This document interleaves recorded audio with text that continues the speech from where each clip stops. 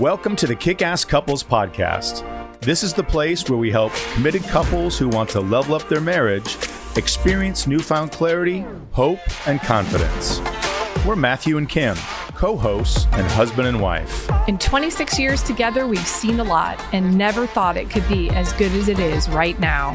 We're here to help you successfully navigate the messy, dirty, and wonderful world of marriage. We believe all couples deserve and are capable of experiencing an extraordinary and fulfilling marriage. And each week, we're bringing you life lessons from real-life successful couples to help you grow and strengthen your relationship. We'll get started right after this message. If you want to learn how to experience the best, most fulfilling year of your marriage, we invite you to order Matthew's new book, Kickass Husband, Winning at Life, Marriage, and Sex. You can get it at Amazon.com or visit Matthew's website, www.matthewphoffman.com. Again, that's Amazon.com or www.matthewphoffman.com. And now, back to the show. Welcome back to the Kickass Couples Podcast. In this episode, we bring you this kick-ass husband and wife, Kyle and Ariel Tresch, who recommitted themselves to their marriage, and by doing so, both their relationship and their businesses have prospered. Kyle and Ariel are husband and wife digital marketing consultants. They've helped build multiple, thriving, seven-figure businesses over the last 10 years. After helping companies scale their teams and revenue, this once happy couple suddenly found themselves in a dark place in their personal relationship. The everyday stresses of business had begun to take a toll on their relationship. Thankfully, Kyle and Ariel chose to fight for their marriage. In doing so, they pioneered a brand new approach to doing life and business in a way that has allowed their relationship to flourish and their businesses to skyrocket. Today, they are founders of a coaching company called Couplepreneurs, where Kyle and Ariel equip other entrepreneur couples with proven strategies they need to rapidly scale their businesses to seven figures and beyond, all while going on more date nights than ever before. In today's recap edition episode, Kim and I will share our key takeaways from our interview with this dynamic couple. We'll break down concepts, relationship qualities, and key pillar points that they've used to build their rock-solid relationship that will stand the test of time. Welcome back to the Kick-Ass Couples Podcast. We are excited to be talking to you today on a recap episode for Kyle and Ariel Tresch, a young, dynamic couple who is getting a lot of things right, firing on all cylinders, and has an exciting business called Couplepreneurs, where they work, live, and have everything together. Yeah, I really enjoyed talking to this couple. They were young and energetic and have really figured things out in terms of being able to work together, play together, and to have a successful marriage relationship. I know. I loved seeing a different generation with so much vigor and energy and dynamic in everything they do. Have a lot of respect for anybody that work together. Kim and I work together, not full-time. We live together full-time. We have one child at home still. She works on the podcast. And so we spend a lot of time working together, but not full-time. So we don't have to deal with that incredible dynamic in our relationship. And I thought, one of the things that made this couple so kick-ass is that, Ariel talked about they have a high level of appreciation, Kim, for each other. And they really, that goes back and forth to them. And that's what she mentioned in kind of the get-go about them being kick-ass. And Kyle said that they approach everything they do as a unit. So right out of the gate, they were each firing on two pillars. We have a pillar of appreciation and a pillar of unity. And they each commented on those different pillars that they feel that's what makes them kick ass and ties them together. Yeah, and you know what I really believe makes them kick ass is later on in the podcast, they actually admitted that they hit a wall and they had plateaued in their relationship and they were almost just like two roommates living together because they were just not nurturing their marriage and they had, just like become best friends almost. And I think that what really resonated with me is that they were able to figure it out and really say, this isn't what we want for ourselves, for our marriage, for our business. And it wasn't until they really went in and dove into the relationship and were committed to really learning how to appreciate each other, their individual talents, the fact that they could work together and not separately, and come together in the relationship in a very intimate way, that everything else fell into place for them. Yeah, they did a great. I think it's really important to note in this relationship their pasts, because they both came from similar yet different backgrounds. In Ariel's case, there was a lot of divorce, a lot of separation, a lot of resentment, and she just came from a really divisive, not well-modeled history. And so for her, I think that made it really tough going forward in her own relationship. Kyle had a little bit of that, but I think more so he had a lot of good things that came out of the past relation, or his parents' relationship with each other. So while there was some tension and some chaos and some craziness in his family, there was good too. And he was able to take some of those things and bring to the relationship the things that he liked and the things that he thought were good and important, and leave some of the other things behind.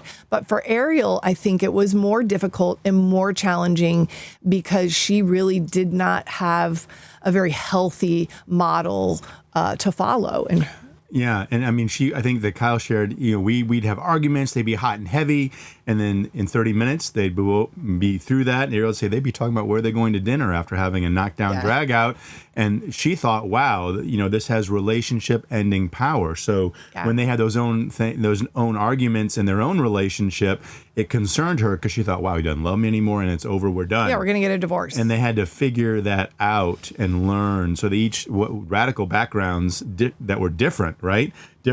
Differences they had to deal with and figure out what that dance was going to look like in their own relationship together. A lot of family history coming into play here, and they did a beautiful job, I think, of navigating and figuring out what that blended thing was going to look like for them. Yeah. And so commitment, do you want to talk a little bit about I think that what they felt on commitment? That's our first C, and we always start off with that, and that's kind of the cornerstone of any relationship. And when you think of commitment, you think of prioritization and, thinking of yourself less. And Kyle said that what commitment looked like to him was that it was a daily choice for him to put Ariel first. And it is a daily choice. Every day, you got to make that active decision. And he said commitment is not just commitment to this relationship and this thing. He goes, commitment is that I'm committed to staying in love. And I'm going to keep looking at ways to come back. How can we stay in love together? And I thought that was a beautiful example that he said, day to day, what do I need to do to make sure her needs are being met and that we're staying in love? And for Ariel, it was a little bit different. She said, to Ariel, she said, it's not an obligation. I don't feel I'm obliged to be committed to this thing, but I'm committed to coming back to that feeling of love. And I thought that was great. Finding your way back to the feeling of love, Kim. And yeah. What else did you get from and she would ask questions like, what do I really love about this person? Why do I love them? What am I grateful for? So she would ask herself those questions to get herself back to that feeling of love. So more along the emotional appreciation, gratitude, those things showing up in terms of commitment rather than just like a contractual obligation of commitment. Yeah, I think they each had a good personal sense of what commitment was. It wasn't this inanimate thing. It wasn't a contract. It wasn't a marriage. It was to each other. They personalized it and said, we want to stay in that relationship, that commitment that brings us close together with each other and about the qualities that we love and cherish and appreciate and magnify in each other. And I thought that was a great example of making it personal. Sure. When it comes to creating a kick-ass marriage, do you ever wonder what you could be doing better? Have you ever thought how helpful it would be to be a part of a like-minded community of other imperfect couples who want to level up in their number one relationship? Come visit Kickass Couples Nation. where you can talk with people just like you who are looking for ways to invest in and increase their joy, commitment, and fulfillment in their most important human relationship. You'll have access to a team of licensed marriage therapists, coaches, articles, podcasts, live webinars, and more. Just visit MatthewPHoffman.com so you can learn more about a community that's ready to help you level up. That's MatthewPHoffman.com so you can become of the growing Kickass Couples Nation right now. And when it came to communication, as you can imagine, with their different backgrounds, I think communication was a little bit tricky at first as well. I don't think that Ariel was... I think it was difficult for her to be vulnerable and to be open. And so she was a little more closed off, and it wasn't easy to talk a lot about her feelings. And I believe that, Kyle was able to show her, this is a safe space. This is a place where you can come and you can be trusted or I can be trusted that you can share with me whatever you need to. And I'm going to be there to listen and to support you. Yeah. And she was open to influence. She said, Kyle had to point out to me and say, babe, you got to tell me what you're thinking and what you're feeling. I can't help you. I can't be aware. So she said that Kyle really helped her learn how to be vulnerable and how to have that deep communication and get that sense related to her and share it so he could be let in on it and be aware of it. So they learned how to work through it together. And I thought that was great. And then Kyle kind of went on to say in communication, Kim, in their business, Couplepreneurs, they teach people how to have good business communication. And Kyle said, we got to bring those lessons of business into our own relationship. And he said, what was interesting in a lot of the clients and people they've talked to with issues, he said, it's not an issue of their business, it's an issue of the relationship. So he said, let's go back and talk about how you communicate. You have daily check-ins, weekly check-ins, you do strategic planning, quarterly reviews, annual reviews. And Kyle said in their own relationship, they have those touch points. They have that visioning. We talked to another couple, Sean and Renya Orr, and they said, we use the same business principles of communication in our business and in our relationship, because what works in one works in the other. And if the relationship is solid, the business is going to be solid. And I think that Kyle and Ariel really kind of echoed that from the clients they work with and in their own relationship. And I think the people that we have interviewed that are masters at this do the same thing. They have a really similar stance on their relationship and treating it, at least the communication part, a lot like you would a business. Setting goals, having those planning meetings, making the time to really vision and dream together. Yeah, you have to be intentional. And I think intentionality is a theme we've seen in communication. We just interviewed a couple in another podcast, and they said, we have scheduled time every day. And for them, it was coffee talk. For another couple, it was a walk on a beach. For another one, it was sitting in specific chairs. Whatever it is, it's okay to establish those rituals, something that feeds you, that nurtures you, that you look forward to. Kim and I, one of our rituals in communication is going on a ruck, which is a weighted backpack walk. It's usually an hour and 15 minutes. And our body's busy doing something, so we're getting some good exercise. It's a 2-for-1, but we have some great talks about a lot of things because it's quiet, uninterrupted time, and it gives us the opportunity to have those check-ins and connect. Yeah, well, I would ask you, our listeners, what are you doing in your relationship to cultivate that time together and to really make sure that you're being able to have that connection? Yeah, and center around something that you enjoy, something that you need, so you don't look at it as a duty and an obligation, but an opportunity. It's something that you like, it's time together, and you're able to feed and reconnect those synapses on communication and make sure they're firing. Yeah. And this couple had talked a little bit about conflict resolution, and, I love that they said, we don't fight, we just have heated debates. That's what they call them. We don't call it fighting. We just have heated debates. But, they really learned how to handle each other during those heated debates. I think in the beginning, like we said earlier, as soon as things would get a little heated, she was like, oh, that's it. It's over. He's going to leave me or divorce me. But that's what she knew from, childhood. And so she really had to work through that. But they learned that we can have heated debates and we can disagree, but we can work through it and talk through it and really understand what we each need in that moment to work through and talk it through it and be able to, come out better on the other end. Absolutely. And I think that Kyle had a great point. He said, we've learned to disagree with each other's intellectual points without ever attacking each other's integrity or personhood. And that's huge. You're going to have differences. These two are very different people. Most couples are not the same person. One's an early riser, one goes to bed late, one might be more organized, one might be just out there and messy and disorganized. You're going to have differences. And I think that differences are critical in a relationship because it's really about finding those things that you have in common that are good, but looking at the differences and expressing gratitude and magnifying those things. So you got to be grateful for those differences because it makes you different instead of focusing on what is not the same and picking it apart. Think about how can you magnify the good instead of pick apart the differences, because you don't want to marry your identical twin. That would be horrible and boring, and I think we'd lose interest in each other. And my wife and I are incredibly different people, but that's what allows us to complement each other, and we really work hard to magnify our goodness. And it took me a while, and I still struggle when she'll pay me a compliment. I'll go, what's behind the compliment? Like, why is she doing that? Instead of being able to say, well, thanks, babe. I appreciate you recognizing the goodness, because I need to trust and know that she's not doing it to puff me up, but she's recognizing and magnifying that good, and me being able to receive it makes me a better person and makes us a stronger couple.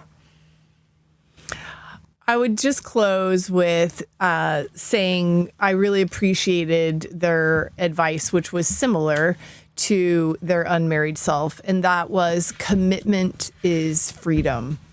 And so by them really, truly 100% being able to commit to each other, again, not contractually, but emotionally, they felt a lot of freedom in that and were able to really feel safe, vulnerable, and like they could conquer anything within their relationship. Yeah, that was great. I love the quote Kyle said. I would say the commitment is freedom, not restriction. And a lot of people feel if I'm committed, I'm going to lose out, or I'm going to miss something else, or I'm going to lose part of myself. And I think Ariel even shared a little bit. I was worried about committing to something because I thought I'd have to give something up to do it. And that's not true at all. Because what she learned is by committing to the relationship and committing to Kyle, she was getting his love, support, and the freedom to pursue her passions. Wasn't missing out and wasn't losing, because it's that synergistic part, right? In commitment in a relationship, when you commit to an individual, you've committed to the individual, but you've committed to the relationship. And the synergy of two is always greater than one, because together you can reach out and overcome and take on so much more when you take the combination of the good that's in both people that are in the relationship. Agreed. This was really good stuff. I hope you'll go back and listen to this episode in its entirety. It was a great one, full of good pearls for all of our listeners. Yeah, we hope that you will listen to the full interview and see what this young dynamic couple has to offer. We loved our time with them and are so grateful for the work that they're doing, not only with other couples in business, but other couples in relationships and being successful there as well. So until next time, we want you to remember that happily ever after does not just happen, it is on purpose. Take care, everybody. That's all we've got for this episode of the Kickass Couples Podcast. If you like the content of this show, you'll love Matthew's newly released book, Kickass Husband, Winning at Life, Marriage, and Sex. To receive a digital mini book of quotes and images from the book, all you have to do is rate this show and leave a review in Apple Podcasts, Spotify, or wherever you tune in to listen. Then email us a screenshot of your review at podcast@kickasscouplespodcast.com, and we'll get it over to you right away. Until next time, remember, happily ever after doesn't just happen, it's on purpose.